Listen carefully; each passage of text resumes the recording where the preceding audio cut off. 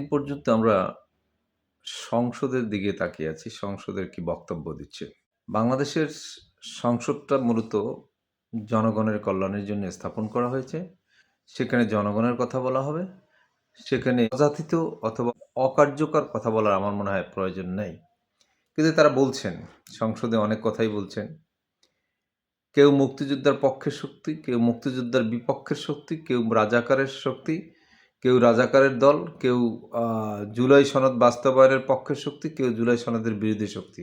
কিন্তু এই যে শক্তি বা শক্তি দেওয়ার বা পক্ষ বিপক্ষে যে চেতনার ব্যবসা শুরু হয়ে গেছে, সেই চেতনার জায়গা থেকে আমি যদি বলি, আমরা চেতনাটাকে বাঁচিয়ে রাখতে চাই, কিন্তু এইভাবে বাঁচিয়ে রাখতে চাই না। আমরা চাই জনগণের স্বস্তি ফিরিয়ে এনে এরপর চেতনার গান গাই।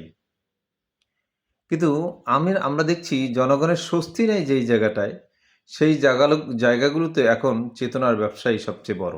আমরা দেখছি তেলের দাম বৃদ্ধির সাথে, সাথে পরিবহন ক্ষেত্রে ভাড়া বৃদ্ধি পেয়েছে, সেটা সরকার এখনো মনিটরিং করেনি। আমরা দেখছি যে যেই জায়গায় ১১ পয়সা করে পার কিলোমিটার বৃদ্ধি করা হয়েছে, সেখানে দেখা যায় ৳১ উপরে তারা বৃদ্ধি করে বসে আছে। পাশাপাশি আপনি দেখবেন নিত্যপণ্য দ্রব্যের মূল্য হু, হু করে বেড়ে গেল। গ্যাসের দাম বেড়ে গেল। এটা নিয়ে কিন্তু সংসদে কোনো ধরনের সংশয় বা কিংবা বিবৃতিকর এইরকম কোনো বক্তব্য আমরা দেখছি না। আমরা শুধু দেখছি যে সংসদে একটা হাস্যরসের মতো বক্তব্য দিয়ে সাংবিধানিক কার্যক্রমের মধ্যে বসে, বসে শুধু কথাবার্তা বলা হচ্ছে।